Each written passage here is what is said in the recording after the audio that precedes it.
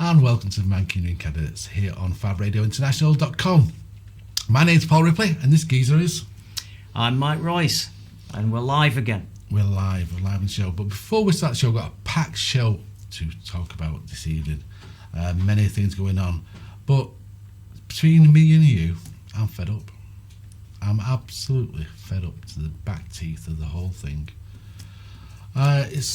We can see this light at the end of the tunnel, this light that they're throwing at us in June the 21st, I think it is. Will that light be taken away? Can people go on holidays? Can you do what you want to do? Or will Boris do his normal thing of promising the world and then suddenly it's gone? I do think if it goes this time, though, there will be a revolution, but there'll be people in the streets and they'll be saying, you know, the whole conspiracy theory guys are right about it all, and that's the last thing you want. Well, later we're going to show something that maybe makes you think that Boris himself isn't entirely as confident as he was at the beginning of the day when he announced it. We'll get to that later, but it's depressing times. I mean, at this moment in time, I got a roadmap, and I was waiting this week for a roadmap, and it didn't seem like a realistic roadmap to me. When it came out, the details of it, I thought, well, maybe I can open the live music venue, Satan's Hollow, by Christmas or December or as you know, beginning of December, November, October. This is last year we're talking about.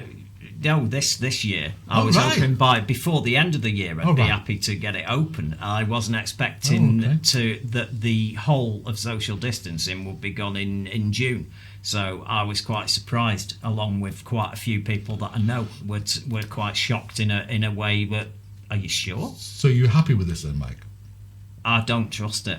You don't trust it? I'd have to see more. I'd have to know more. I'm watching people being irresponsible now. You think that the minute, at this moment in time, things are going down.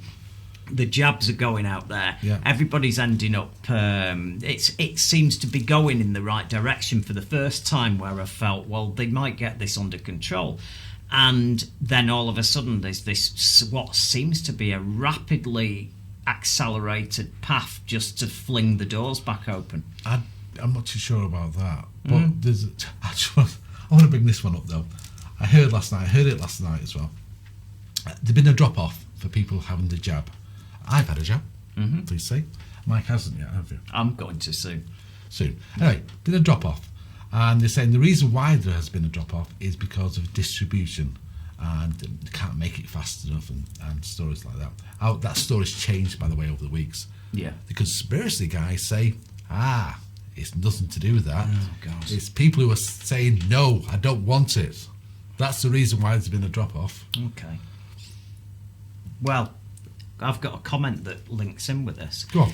We did a piece on the vaccine trust issues that we're going through here now, and we were looking at there in some communities, especially black communities, who've been, to be fair, treated not great over the years, are not really trusting the science and don't want to take the jab. And we showed that it is a problem in certain villages. You've even got the clergy and certain religious people saying don't do this.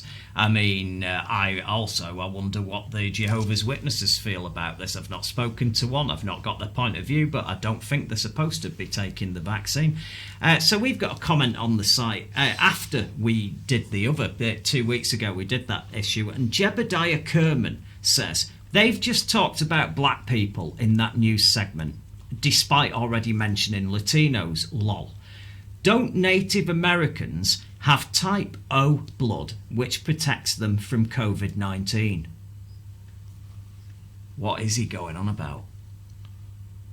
Well, the answer to that is no. They may have. Some of them may have type O, but I don't think the entire race have got type O blood. An entire people of any race have got the same blood. We're living in this mad world, and we got this type of... And that's a listener. That's a viewer. Strange times. But you are quite upset, aren't you, Mike? Upset. I mean, I'm trying to get through as best I can. But the problem is we lost a great guy not long ago, and we were, since doing the last show, we lost Rush Limbaugh, who, if anybody's not aware of him, before you had Alex Jones, before you had all these other quite outspoken conspiracy theorist, right-wing radio broadcasters in America that you could argue got us in the mess we're in, there was the legend that was Rush Limbaugh, and he died of cancer last week. And let's just remind ourselves of the great man. So, Ms. Fluke, and the rest of you feminazis, here's the deal. If we are going to pay for your contraceptives and thus pay for you to have sex, we want something for it. And I'll tell you what it is. We want you to post the videos online so we can all watch. We're not disrespectful to anybody. What is it with all of these young, single white women, overeducated? Doesn't mean intelligent. When are we disrespectful? If any race of people should not have guilt about slavery, it's Caucasians. The villain in The Dark Knight Rises is named Bane. What is the name of the venture capital firm that Romney ran and around which there's now this make-believe controversy? Bane. Do you think that it is accidental? A Bane character was a terrorist. He's out to destroy Gotham, New York City. You may think it's ridiculous. I'm tell you, this is the kind of stuff the Obama team is lining up. The Republicans are just totally bamboozled right now. They think they've got to rebrand, and it's all predicted. They got to reach out to minorities. The Republican Party lost because it's not conservative. Why does putting Condoleezza Rice front and center at the convention not work? Why does putting Marco Rubio front and center at the convention not work? With an A on the end. It's not racist. How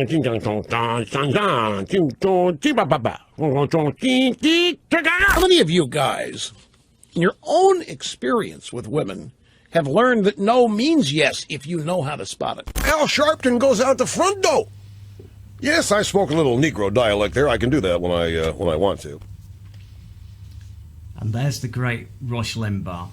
Before, you had Alex Jones, and making the frogs gay was his famous one, and lots of other conspiracy theory nut jobs. This guy was out there on his own, fighting the good fight in a right-wing cause. Now, here's the thing he's passed on, and there's an ideological difference between me and him, and with politics, you often get it where you've got different political beliefs and you say that you shouldn't be speaking ill of certain people and you should just be magnanimous.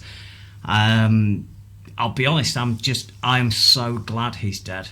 I'm so glad he's dead. I'd also want to add to that, I'm glad he died of cancer. And I hope it was a particularly painful one. I genuinely hope that he spent the last weeks in pain, in agony. Trump giving him the Medal of Honor in America was the saddest of sad moves that guy did. This guy did more to empower hatred, and he was a hideous individual. Rush Limbaugh, so glad he's dead. So glad it was cancer. Just hope I hope there is an afterlife and that he's somewhere horrendous. I can't go along with that one, really, Mike. I mean, obviously, it's a complete waste of space in many ways. His views are just horrendous. World's a better place without him.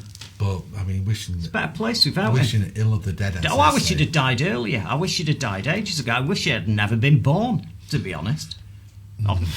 You know, there's no point in mincing words when it comes to someone like him. I mean, he started where we are now in America. He started it. Is that his lot by wishing that? I think he was as bad as him. No. Really? No, not real. No, not as bad as him. I don't go around doing what he says, spreading hatred. I'm just pointing out that him being alive and him being dead, I'd rather him be dead. Because he's not causing as much misery for everybody. And that's it. It's just honesty. Talking of honesty, you've been going on about, when it comes to honesty, we've got a Tory party that have been less than honest, haven't they, with regards to... Well, we've got Boris now, haven't we? Boris, and he reminds me of Mr. Ben. Do you remember the kids' show, Mr. Ben? Yep. One day he had his hard hat on. The next day he was in like a high-vis jacket. The following day, he had his doctor's coat on. Mr. Ben, what were you today? I was looking forward to always seeing the one where he was an astronaut. And they never put that one on. Oh, we had Boris then, sliding down something in the past onto that. And I'm thinking, and he loves this. Boris loves this sort of man of the people's nonsense. And I'm thinking to myself, wouldn't it be better? Just, he's got away with murder, and I do mean murder over this last year. Wouldn't it be better just getting your cronies and their cronies, the minister's cronies, to stop fiddling the money that's being ripped off, which we're going to show a video of later, aren't we? Yeah. Ripped off, I mean, literally ripping people off and heading it towards these private companies which are made up and all the rest of it. Wouldn't it be better spending time doing that rather than being Mr. Ben? Well, let's explain to people. No, before that though, just another thing that's really done me head. And they're always saying this as well, Mr. Ben. He always says this. Well, the hospitals are working at 100%, blah blah. We're just getting through there. The hospitals are always working 100% because of cutbacks over the years. Yeah. Don't you remember last year or the year before that when the flu was a crisis, where the wards were full, you couldn't move the trolleys? This is there. Tory just cutting and cutting the NHS. It's nothing new. They're always working at 100%. They come in, they cut back on stuff, then they run for election saying that they're going to increase stuff. What I love about this is that the Tories, under the various administrations over the last 10 years, 15 years, the last 10 years, they took off tens of thousands of police officers off the street. And one of the big things that Boris announced was, I'm going to put 20,000 police back on the street. Which May cut. Which just May cut. It was terrible. Yeah. And she cut them, and they were bringing them back like we're heroes. So they make the cuts, they inflict the pain on us, and then they run for election and tell you to vote for them so that they can give you back what they took from you, and you elect them and you put them in. It's really quite bizarre. It's like watching a systematic relationship of abuse, isn't it? It is crazy. But we've got a video, haven't we, Mike? Yeah, this might explain to some people who may be a bit puzzled. Is this really blown out of all proportion, or have the Tories actually done something wrong, and why are the media not reporting on it? Last Friday, the UK's High Court ruled that Health Secretary Matt Hancock broke the law when handling COVID contracts. Don't worry, we'll get into the Justice's decision in a moment, but what seems to have really annoyed people about this case, beyond just the law breaking, is the lack of coverage this issue has attracted in the media. Before we get into the media coverage side of this, let's first tackle the court's ruling, and what Hancock actually did, or crucially didn't do. Last week, a High Court judge ruled that Hancock acted unlawfully when he failed to publish the details of multi-billion-pound COVID contracts within a 30-day period. Let's break down exactly what that means. During the COVID pandemic, the government introduced some new rules surrounding the procurement of PPE and other essential goods. Essentially, they loosened the procurement rules significantly, removing the need for tendering contracts and allowing companies to just be allocated these contracts. The risk of this was that ministers get far greater control over who wins a contract, with vastly decreased oversight.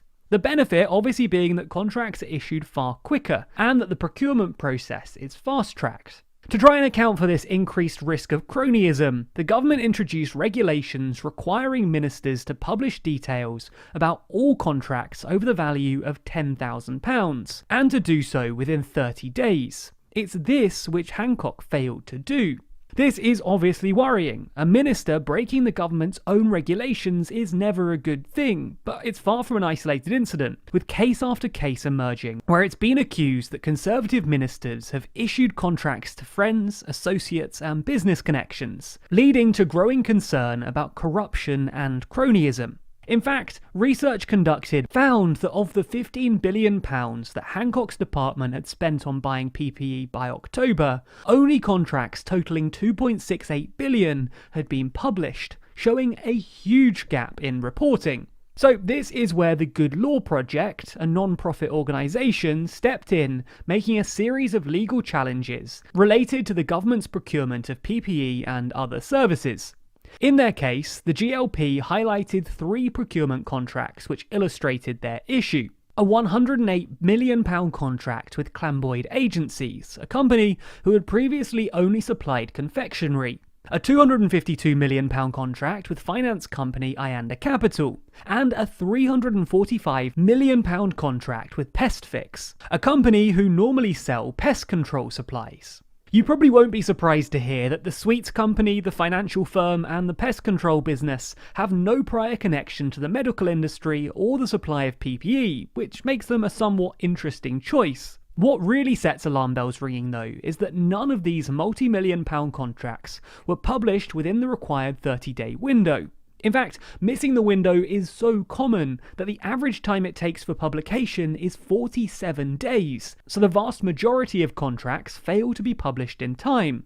In fact, in his ruling, the judge remarked that the deadline was breached in a substantial number of cases.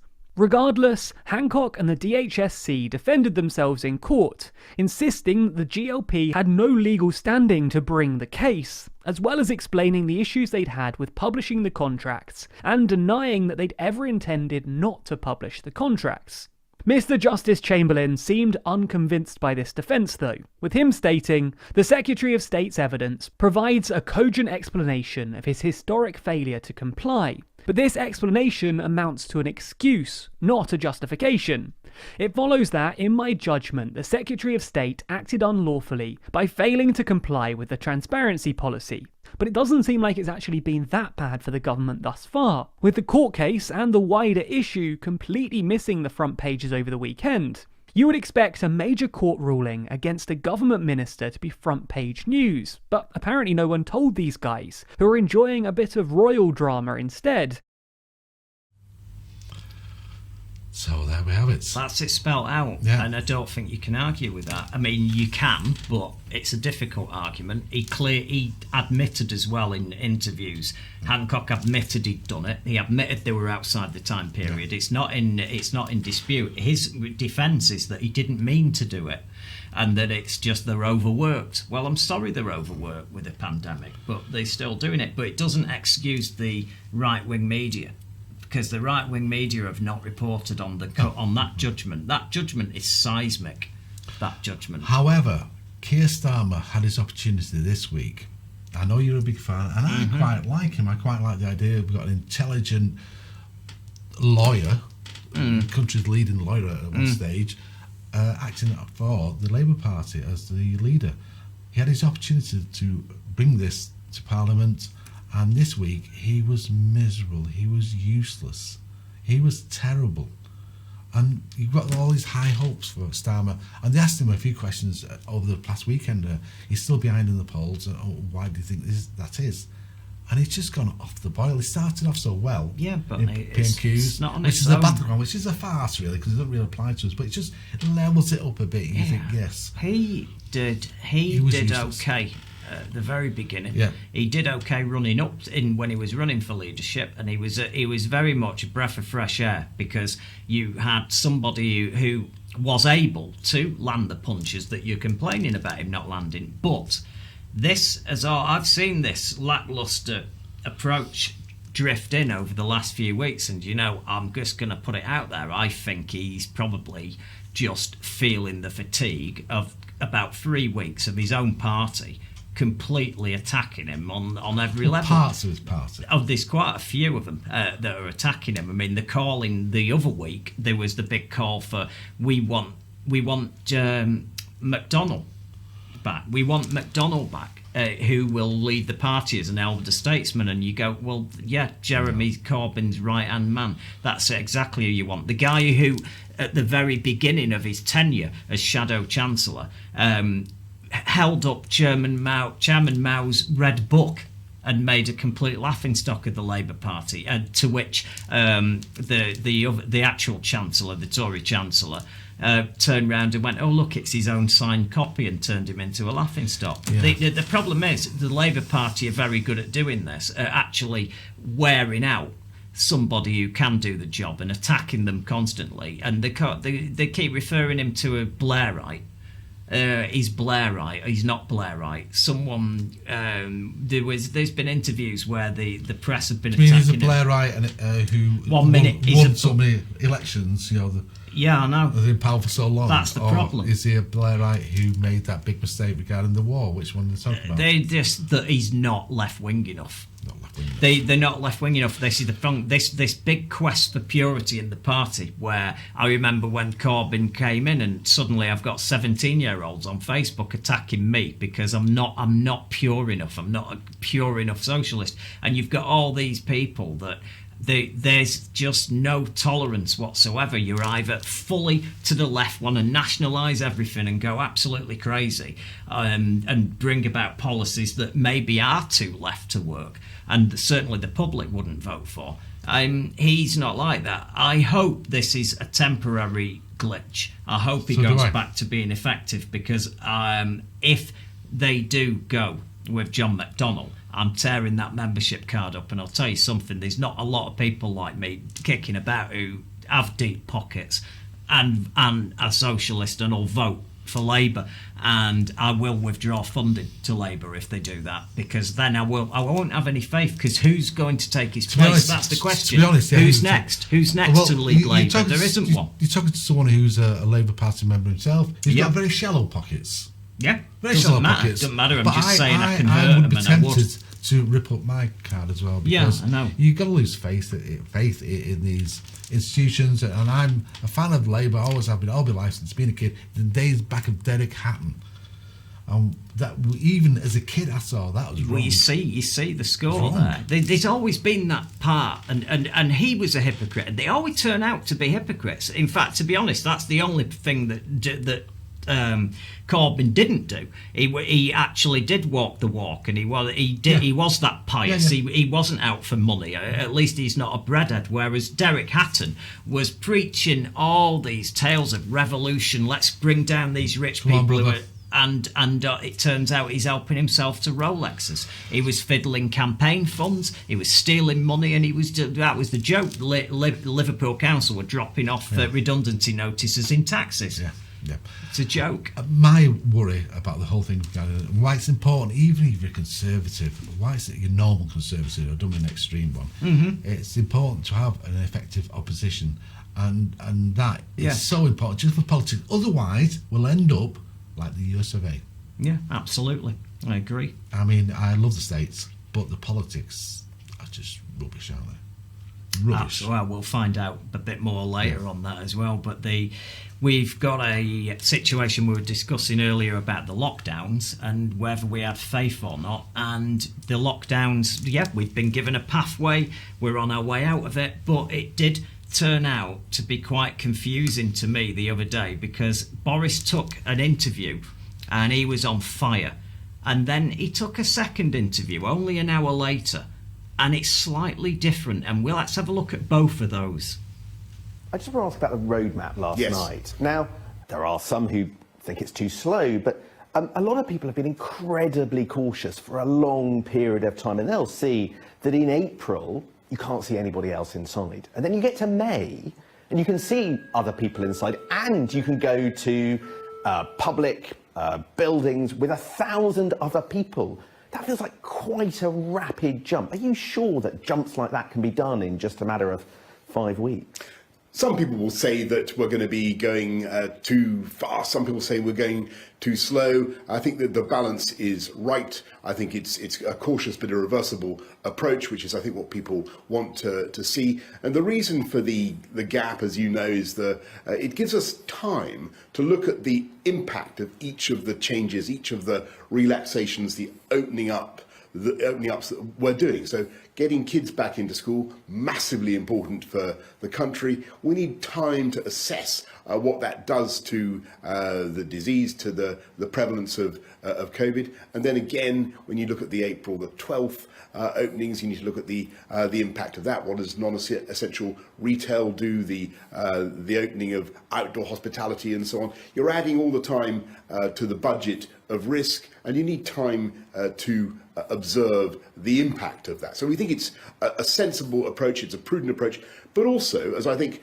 people can see, it goes on irreversibly, and we open up on June the 21st in a way that I don't think people would really have thought possible had it not been for the rollout of the vaccinations. It's those vaccinations, that massive programme led by the NHS, that has made all the difference. I'm hopeful, but obviously nothing can be guaranteed, and it all depends on the way we continue to be prudent and continue to follow the guidance in each stage. And that's why it's so important to proceed in the cautious way that we are. I think people do understand it. They can see the logic of what we're trying to do. But genuinely, because of the immense possibilities now of the vaccination rollout, because science has given us this way of creating a shield around our population, we can really look at that June 21st date with some optimism. I think that's how I'd put it. That I'm very optimistic that we'll be able to get there. See, that's like schizophrenia. You know, I mean, that is that you're talking to him 1 minute, and that they were an hour apart, those interviews. Yeah. So well, we're not sure. It was gung ho. We're going in, boys, and it's like, I'm not sure. Do you trust him? I suppose do you have faith? The question to you, Mike, is this: you own a number of venues across Manchester. Do you trust him? I do not. I find it difficult to believe that I will be able to open the Satan's Hollow nightclub and have 800 people in there without social distancing on, what is it, the 24th of June, which is what he said. Do I want to do that? I'm not sure. That's a different question. But the fact that I can, it seems a bit irresponsible to me. I want to put this to you then. If everybody who is 50 years of age and older has been vaccinated, the vaccine's that good, according to reports today, even after the first jab, we're talking about an amazing. And then the younger people, and they'll say, well, the younger people can get it. Well, the percentages of them dying from it are just unbelievable. The variants, though, isn't it? It's the variants are killing younger people better than the original. They're not killing, they're spreading.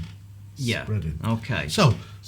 But I heard that the mortality in America, you've had a lot of younger people die of these variants in America. Let me say this to you. It's not hit here. Here, there's more chance of crossing the street and getting run down than there is of dying from COVID if you're under 50. Of course there is. You see, that's the mentality that gets us in the mess when you hear somebody who's supposed to be sensible saying that. No, but reality is here, Mike, after the age of 50, we're quite safe. Before the age of 50, you mean? After the age of 50, then people are safe. Oh, okay. Yeah, I mean, who's been vaccinated? Yeah, done with. So you're saying that everybody's safe because everybody over 50 can't get it? Most people who have died from this terrible, terrible situation are over 50. But the problem is it's continuing to evolve and mutate, and if it's still in circulation, you will get variants that will get worse and might question for you then. Younger people. How many people have died of flu this year since Christmas? How many people have died of flu? You're going to starting a freedom march next. How many people have died of flu? I don't have the figures in front of me. I have. Go on. Do you know how many it is? Go on. 1. Okay. 1 person has died of flu. Yeah, well, that's not the case with COVID, is it? No. And why is that, do you think? Is it because you put down people who have died of flu as COVID, or do you think it's something else? Maybe they are. Maybe, because they're so similar. I get that, but they're not similar when it comes to the effects, though. What are you saying? I'm saying people have actually washing their hands, and people are wearing a mask. Oh, okay. Well, you're not making it very clear. I don't think anyone. I mean, I'm scratching my head here. What are you know what? But basic hygiene. Think about the plague. Basic hygiene has kicked in this year, and so therefore, I mean, the terrible situations on public transport. You don't go on public transport. You get driven around. It's true. Nonsense? Absolutely true. Driven around. If you go on public transport, it's like you can't touch anything anywhere.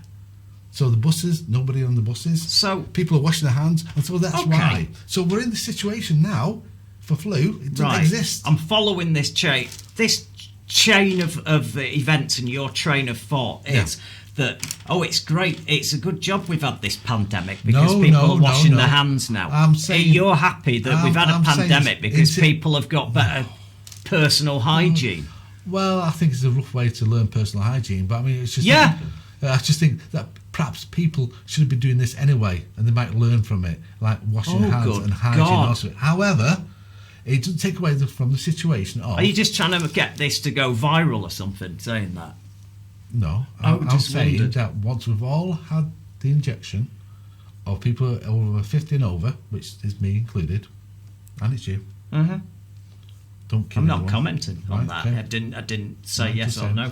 That relatively, percentage-wise, it's a hell of a safe place. So therefore, why can't we open beginning of June? There we go. That's all I'm saying. Well, there's figures and the science that says it would be dangerous to do so. But the scientists have been wrong quite a few times. They've not been wrong about the second curve. They weren't wrong about that. They predicted this second curve, and that if we didn't buckle down the hatches for winter and for Christmas, that it would be catastrophic. And they were right. And it's led to this lockdown that we're on now because nobody listened and everybody just went gung-ho in. And do you know what? I hope that Christmas pudding was worth it because there's a lot of dead people. The government always follow the science. What happened at Christmas? They didn't. And we're now paying the price for that. Food for thought, that's all that is. There you go. Let's move on. America, Trump. Oh. We haven't heard from him for a bit, so let's catch up with Trump. He's got a few problems, but the main one, you've been interested in finding out what's going on with his tax situation, and it's just been the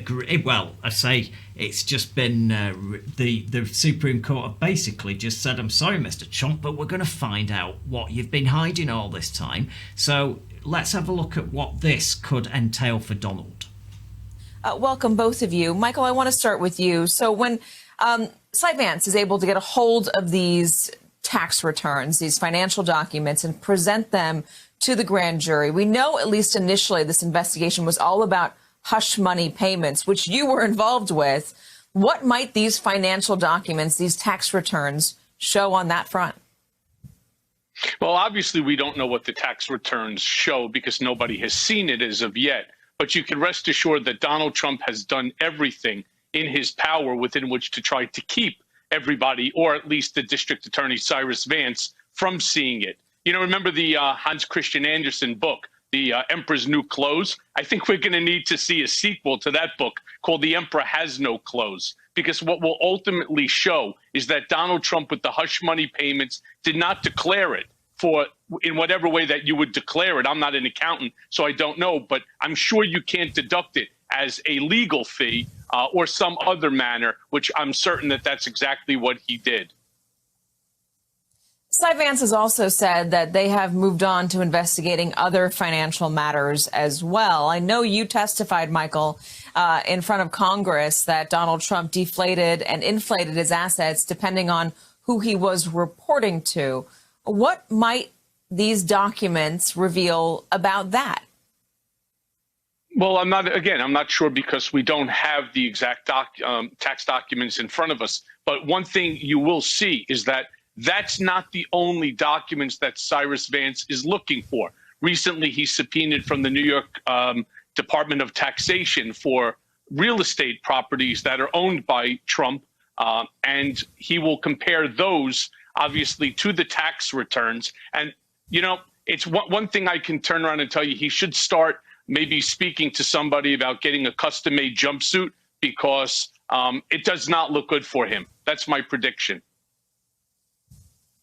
Joyce, Michael there implying that he's going to be hauled off to prison. Is that the kind of scenario or the ending that could happen from a case like this? Well, it could, Katie. I think it's always risky to crystal ball too far into a criminal prosecution. But Cy Vance has sent some signals that this is a serious investigation. He has recently hired a former Southern District of New York prosecutor, Mark Pomerantz, who's well known for his ability to handle complicated financial cases. That suggests that this grand jury investigation has been productive and perhaps that Cy Vance intends to proceed towards indictment, especially now that he'll have the tax returns, probably the very last piece of evidence that he needs to evaluate in this case. What are the steps that this investigation will now take? I mean, what is the timeline on this now that they're about to get these records, Joyce?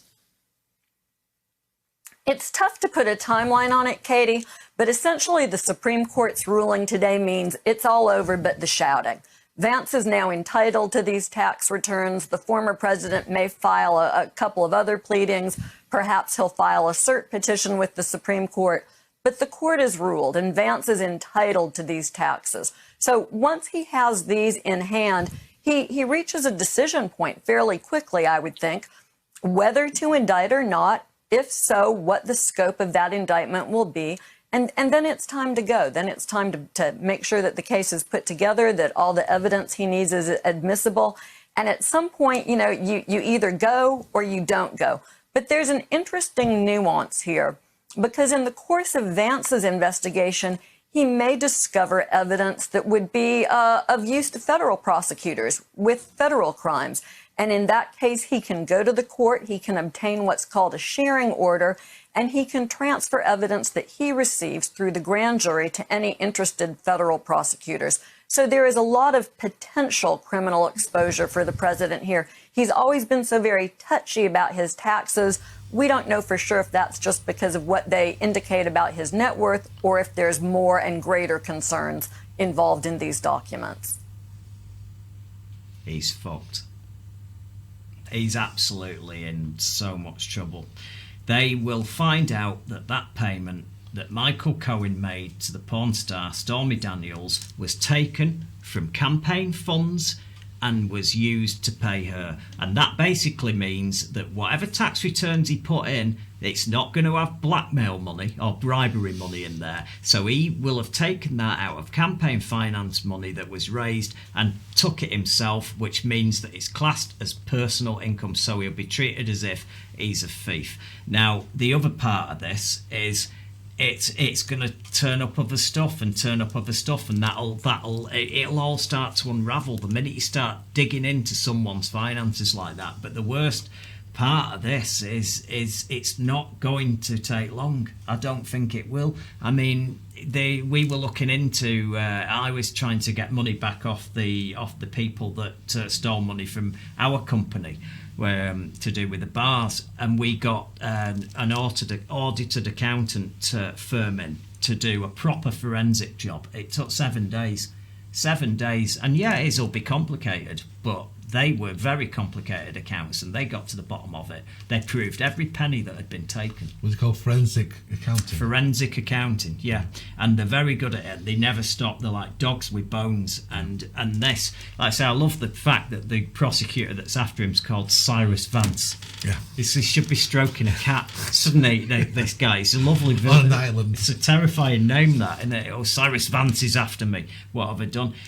Before we move on though, Mike, I just want to add to this. We're talking about corruption and all that sort of. Last week we did a video about Bitcoin, and I was thinking to myself, you know, for the investment into Bitcoin to make the return, just invest into the Tories and get the backhanders in the contracts. Do you know?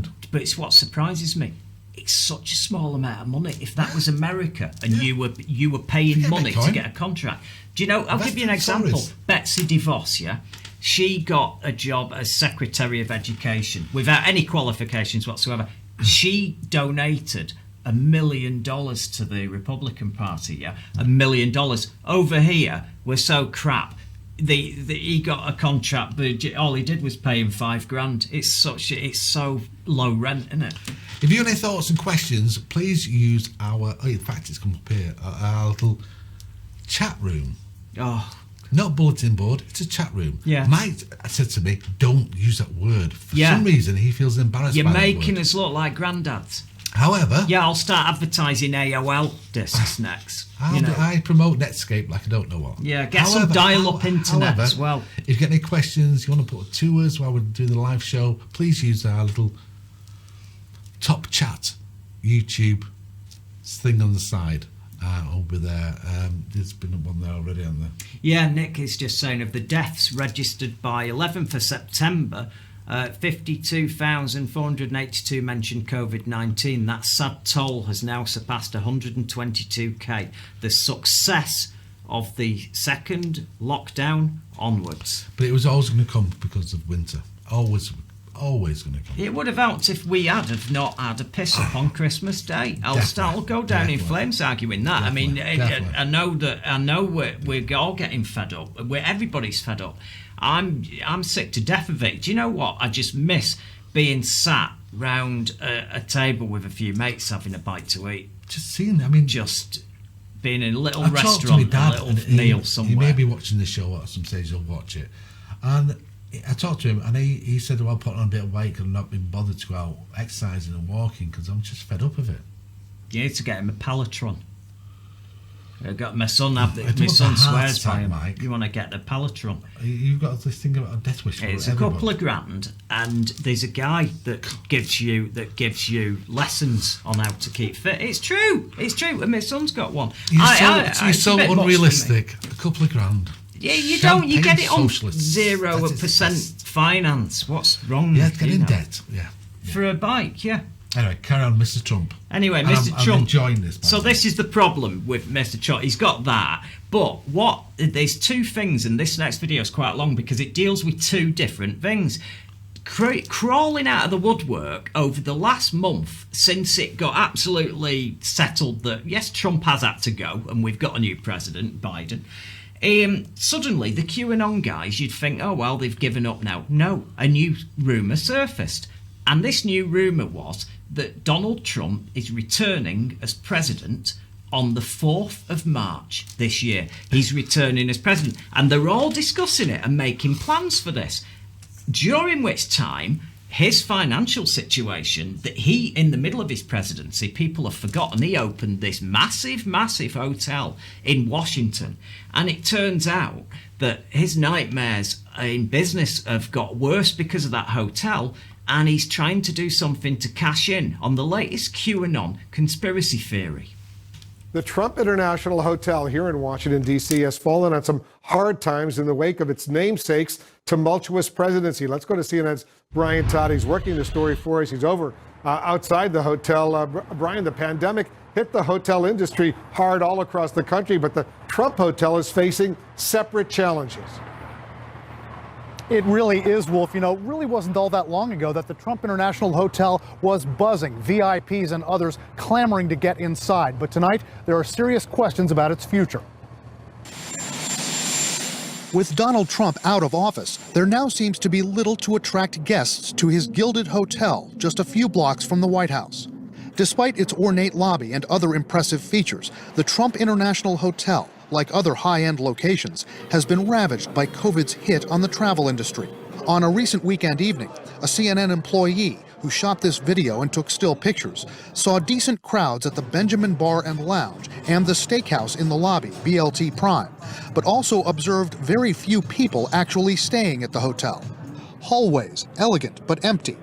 Elevators running up and down only a handful of times, indicating a lack of traffic to and from the rooms.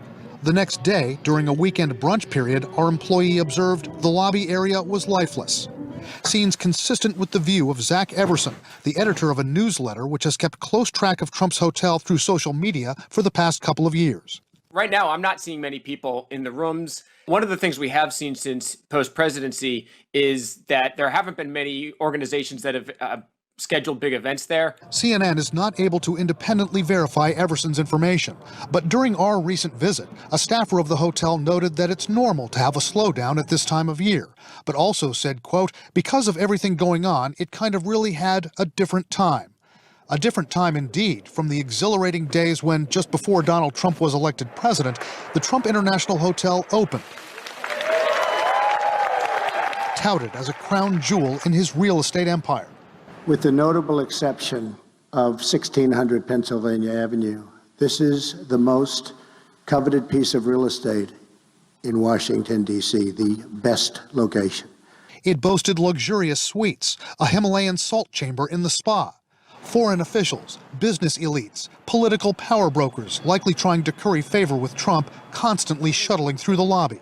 With so many every day, it almost got overwhelming at times. How many VIPs and members of our government that are making headlines are all together in the same place. But like other high-end hotels, Trump's Washington hotel's revenue plummeted more than 60% in 2020 as coronavirus shut down travel and conferences. In 2019, for that set of hotels, high-end luxury hotels in the downtown DC area, the occupancy was 73%. So basically, 1 in 4 rooms was empty. Today, 4 in 5 rooms are empty. But the Trump hotel's occupancy was already expected to lag behind competitors before the coronavirus hit, according to sales materials showing projected 2020 occupancy rates. The Trump organization tried to sell the lease for the hotel in 2019, and according to the Wall Street Journal, asked a staggering $500 million for it. But that listing expired, and the real estate firm hired for that sale no longer works for the Trump organization. If he sells the hotel, does it lose its cachet? It shouldn't lose its cachet at all. There are other hotel companies that have loyal followers, and if the Trump brand is to come off the hotel and another brand goes on the hotel, those followers would be more than happy to stay in a hotel with this location with the recent renovation. Is the Trump hotel now trying to salvage some revenue from Trump's own supporters who follow the false and bizarre QAnon belief that Trump will return to power on March 4th? The hotel could be counting on many of those followers to stream into Washington around that time. CNN checked the room rates at the Trump International Hotel for March 4th and the days immediately before and after. The Trump Hotel is raising its price per room more than double its normal amount for those nights. We checked other similar high-end hotels in the same area of town. Most show no change in room rates that week. Some show only a moderate increase. It's quite amazing, isn't it? Quite amazing. However, he's a month early. Easter this year is the 4th of April. I just checked it out now on the computer. He must have got it mixed up then. I mean, he's a man of miracles, isn't he? Like I say, his big miracle is he wasn't impeached, but I don't think that's really a miracle when you know what you're dealing with. But this conspiracy theory about the 4th is bizarre because at least you understood why the 6th of Jan was important. They knew that there was the certification, everyone was going to turn up, and there was a reason for QAnon to all get excited and we'll go down and protest and do whatever shenanigans we want to get up to. This day, what does it mean, the 4th of March? No, everybody's scratching their heads. Politicians, the GOP, all of them, nobody seems to know where it's come from, what it is. Straightforward. Some people can't count properly, can they? So you got the wrong month. So you haven't crucified him yet, though. Can't we at least crucify him? He's crucified first? by getting ripped off on his votes. It just goes on. It's just a madness. And Joe, we cover it a lot, don't we? The QAnon stuff, the right wing craziness. Well, I remember when someone who was on the right, I may not agree with. Yeah. Like you, I mean, for example, I've lots of mates who are Tories, you know. Yeah, Tom in Alaska. You know. When you meet him, which you have. No, get on with him, great. It's fine. Does he come out with the stuff when he's like in the media world, when he's on his radio show? It's not as partisan. Because he'll still stand by his beliefs, but it's toned a bit. It's not. It doesn't get as out of hand as it does on here. And it seems to me, and I'm repeating myself throughout this program, but I think it's a worry that this extremism or this just lying. Well, I'm going to throw something we haven't even discussed yet, and this is the partisan nature of all of this. Now, you've just seen with the impeachment that there is no way now. The impeachment is not fit for purpose now. No. But you cannot hold a president to account because you will never get anybody not to vote on party lines anymore. They were happy to bring Nixon down. The Republicans were happy to bring Nixon down because he'd been involved in crimes and he was embarrassing the country. He was embarrassing the Republican Party. But this guy, we've moved on. We have gone somewhere weird where in the 60s, late 60s, Profumo scandal, someone sleeping with a prostitute could bring down a government in the UK. Somebody being involved in a robbery or knowing some dodgy characters and covering it up could bring down a president in America. And here we are. And we're in 2021, and it seems like everybody's bulletproof the old Pink Floyd song, Comfortably Numb. Yeah. Do you think we've become numb? Yes. To extremism, where I do. Where you look at the internet, I know it's a bit. I know it's very granddaddy this. Yeah. Stuff, but you look at the porn on the internet. Oh no, yeah. People are just. it's just porn. It's Well, you not a big can't. deal. I mean, the big deal used to be the Sun newspaper. Yeah, I know. Yeah, Page 3, big deal. Now, so you get so numb to it all. When you go to a world where just lies count. Lies I think count. some of this is very disturbing, though, when you get in when the results of it are causing some of the problems that you've seen, like the false flag stuff. To me, is dangerous. When, like, the one that annoys me the most out of all of these, I'm not a big fan of the 9/11 conspiracies because that really upsets people. But the false flags on Sandy Hook are the one that really got me. When you had the parents of those kids who hadn't even buried the kids, and they've got dickheads outside their house protesting. Who's running around after some young kid who's grown a few years later, hasn't he? Yeah. After that other disaster, calling him a liar. Yes. Marjorie Taylor Greene, and we covered her on this show a lot. I'm sure we're going to be covering her for quite a while because she's still in there. I'm glad to say she did lose all her places on her committees, but even then she's that arrogant going, great, I'm just going to do work and get paid. To which you just go, God, she so needs kicking out of there. She's a nutcase. But you started the show. You started the show about how you thought about Rush. Yes. And you wished him ill. Dead. Glad he's dead. But it's just. Are these people we talked about worse? Yeah, they're a lot worse. Yeah, because they're doing the damage. So are you and I'm not as to bad many as that. people who don't have your view? No, I am glad he's dead. For one reason and one reason only. The world is a better place without him. I believe that he was causing a lot of this. If you heard now a broadcast that Donald Trump had been assassinated, I would be relieved.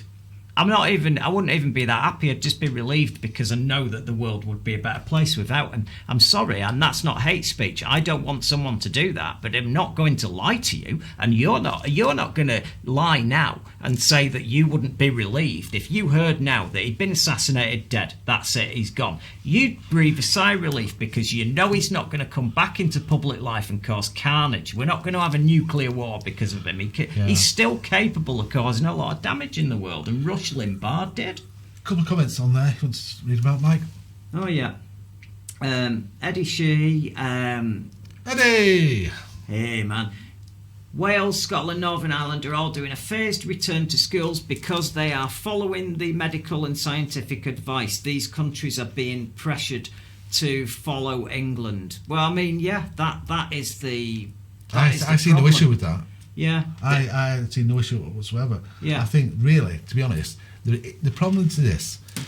So if you're wrong, it's a lot of death, isn't there, if you're wrong? No, get on the problem with this. The problem has been, is I talked before about public transport, dirty, horrible things and buses. You don't know what buses are like. We said that You before. don't know that.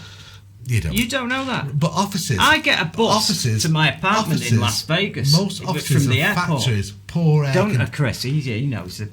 He's our producer, he knows. He's been with me on that bus. LA, yeah.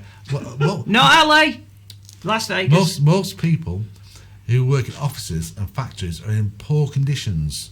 Poor air ventilation. Yeah. Poor places to even wash your hands. I mean, a packed office is as bad as a factory.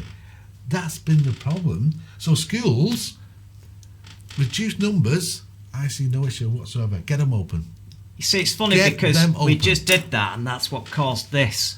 But let's just say, we got another comment here. Schools have no issue on that. Listen, the kids are suffering. My son's just made a comment. How long do you want the kids to be off? My son's unless there's nonsense. Yeah, it's not nonsense. You're crazy. There's something wrong with you in the head. It's like a screw loose. What's the other comment? Yeah, my son's just said that it's a great show, but he says you should get yourself a Peloton bike. I think he's aiming it at you. That one. Nick's saying child COVID admissions 3,120 in 105 days. Now we're about to open schools. Mike is right. This new variant is different. Yes, thank you, Nick. Right, compare that to other things as well. It's different variant. You don't know. It spreads. What lab are you? How many people there for children? How many? 3,120. Admissions. That's fast. How many of them died? Oh, let's be truthful about it. How many died? I don't know. Admissions. I don't know. I mean, maybe you've got the figures in your white lab coat over there on the door. That's Mr. Ben's outside with his white lab coat. He's right. It's how many died? Because that's what we're talking about. This is what matters, doesn't it? The whole economy is people dying. That's why we close down. If I get COVID tomorrow, I probably won't die now because I've had a jab. So therefore, open up. What a dickhead. No, I mean, right, June, you know, really June, seriously, what an absolute dickhead. In June. You know. No. Wow. It's safer if everybody, like I said to it, if everybody has had the injection. I want separate lawyers on this, for fuck's sake. I mean, you're crazy, man. If you had kids at school age, you'd understand it a bit more. If you lived in real life, you'd understand it a bit more. If this was happening when my kids were 5, 6 years old, 7 years old, I wouldn't send them to school until I was absolutely certain. They're missing out on the friends. They're missing out on so much. You're missing out on your friends. Missing out on life is worse. Well, that's what they're doing. What do you mean? That's what. Don't tell me that you catch up on it, don't you? Every parent. Do you know that education? Do you know that they play video games now and stuff? Did you know that they don't just read in these old Charles Dickens books? You know, they've got video games and stuff. Did you know that they go online? How and would do you know stuff. when the last time you went to a junior school? There you go. I'll say no more. Junior school. Yeah. Have you taken a child? So I don't even think school? it's called that now. It's staggering. Sorry, it's staggering level of ignorance. I'm sorry. In your case, you send your children away for so many years at a time, isn't it? What are you Public talking schooling. about? I wouldn't let them near public school. Okay. Shall we move on? We're running out of time. All right, we left. need to move on because we have had. You've heard of in the news that there was a senator that's been often in trouble over the last few months, Ted Cruz. Fully backing Donald Trump, fully being a complete bellend. He is probably the slimiest, most repugnant creature in the Senate, and that's pretty much saying a lot. That he decided in the middle of which we haven't talked about, Texas, that amazing state that's so right wing it's untrue and has just sold out everybody. That's ended up in a complete meltdown because they've got no electricity. The place is in a complete meltdown. So I know Senator Ted Cruz decides to go away. Now we've seen some of this, and we've seen some of the things he was called by Donald Trump lying Ted, and the media quickly called him flying Ted when they caught him. He lied and lied and lied, which you're going to see in a minute, but it's what he had waiting for him when he returned home that makes this particularly entertaining. While hundreds of thousands of Texans are at home without power or water, and millions endure another day in the historic freeze, their Senator Ted Cruz hopped a jet to Mexico. He took his kids to Cancun, and the internet almost immediately exploded. Pictures of the senator in the airport prompted the frenzy. Then more emerged on the plane. Flying Ted, one caption. Then there's fled Cruz. Ted fled. Senator Snowbird. Cancun Cruz. He does not like the snow and ice. He likes the beaches, much more nice. But once the criticism flooded in, like water from burst pipes back home, Senator Cruz issued a statement. Said he lost heat and power too, and with school canceled for the week, our girls asked to take a trip with friends. Wanting to be a good dad, I flew down with them last night and am flying back this afternoon. Ah, but that wasn't the original plan, Flying Ted, respectfully. NBC News has learned your return ticket was for Saturday, 2 days from now. But this morning, more than an hour before the sun rose dramatically over the Caribbean, you booked that flight home this afternoon. Here he is getting off the plane in Houston, heading for customs with a police escort. He avoided reporters waiting outside by going out a back door of the airport, but he talked just minutes ago once he got home. It was obviously a mistake, and in hindsight, I wouldn't have done it. You've got two girls who have been cold for two days and haven't had heat or power, and they're saying, hey, look, we don't have school. Why don't we go? Let's get out of here. I think there are a lot of parents that'd be like, all right, if I can do this, great. Right. Except, sadly, the senator seems to have missed the upgrade to first class today. What with the late-minute booking and all. Raphael is his first name. Twitter said he spent some time with Kris Christie in his few hours south of the border, but he did not. And though his travel out of the country went fully against CDC guidelines, he did wear a mask. This one on the way home today, don't mess with Texas, but this one on the jet to the beach. There's a cannon and the words, "Come and take it." It's just like the flag Texas flew during their revolution against Mexico. Again, to Mexico, he wore it during the Texas disaster and amid the global pandemic. Flying Ted, Cancun cruise. He went on this Cancun vacation, got caught, and hurried back home and was greeted with all the backlash, including a mariachi band that showed up outside of his home over the weekend.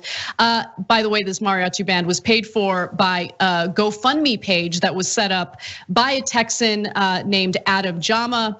The page also donated money to the Texas Children's Hospital, but this was what Senator Ted Cruz was dealing with over the weekend. Just a lot of fun.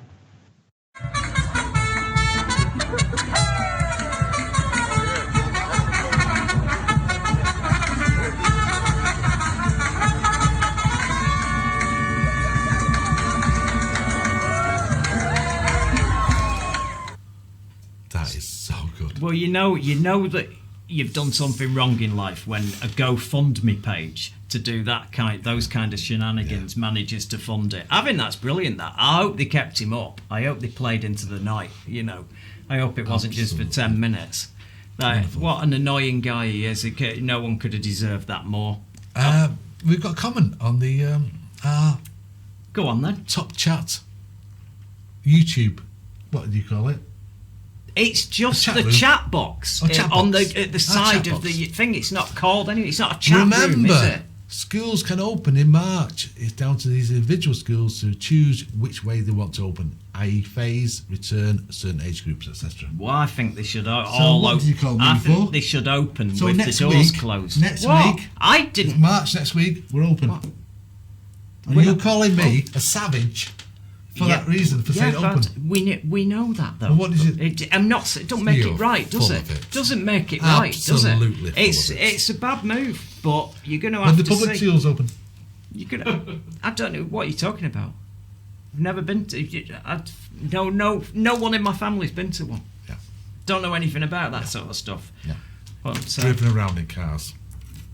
don't know what you're talking about. Yeah. So are you when you get a lift? Yes. So are you when you get a lift? It's called Well, carpooling, and we've- we're in the middle of a pandemic. So yeah, I don't. There's not I'll loads see you of on the us. bus next week, Mike. I've told you I get buses. You've just not. He knows. He's seen me on buses. Oh, yeah. I have. Well, I definitely get trains. It's the end of the show now, but we want to go out with a bit of a bang, don't we? Yeah, we do. One of the last things before we go, we'll leave you with this video because the Muppets came under attack from what the right love to call cancel culture, but in actual fact is just a sensible precaution if you're putting something up that might offend or confuse a young person. In this instance, Disney Plus have put the Muppets back on, the repeats from the 70s into the 80s, and the problem is there's obviously going to be a couple of things that are revisionist. Now, just before you see this, I just want to point out that the gentleman in this video says, I don't know what's wrong with this. You're probably wondering what's wrong with this episode of the Muppets that they've put this warning on. And I say, no. The minute you see this video, you know exactly what's wrong with it. And it's to do with the Confederate flag. So I just want to end with this.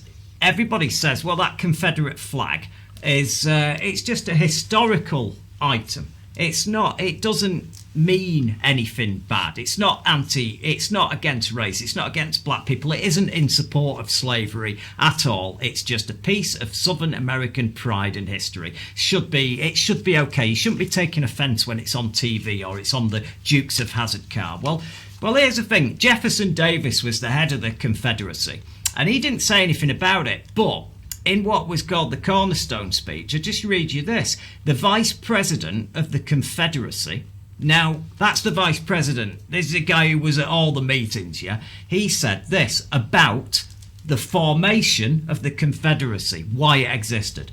He said, the cornerstone of the new government rests upon the great truth that the Negro is not equal to the white man, that slavery, subordination to the superior race, is his natural and normal condition. This, our new government, is the first in the history of the world based upon this great physical, philosophical and moral truth. So yes, that flag, it means exactly what you think it means. We'll see you soon, won't we? See you next week. All right, unfortunately, cancel culture saga continues, this time taking aim at Disney and the Muppets. They slapped this warning label before 18 of the episodes, saying that those episodes have offensive content in them. But rather than remove the episodes, they want to, quote, spark conversation to create a more inclusive future, they say. Here's one of the scenes they found they needed to warn you about. A bolt of fear went through him as they thundered through the sky. For he saw the riders coming by, and they heard their mournful cry. Well, do you even notice the problem there? It's because while Johnny Cash was singing, all right, there was a Confederate flag behind him. So it just proves yet again that we live in a world that we have to walk on ice. If you say or do anything offensive, you're canceled. And then they're misplacing the warning labels. I mean, if you really want to go down that stupid road, social media already is, let's smack labels on Biden's CNN town hall riddled with lies, like not having a vaccine before his presidency and hateful speech against Trump supporters. If I was a pansy like many on the left, I'd be so offended. Instead, I take joy in calling Joe Biden out.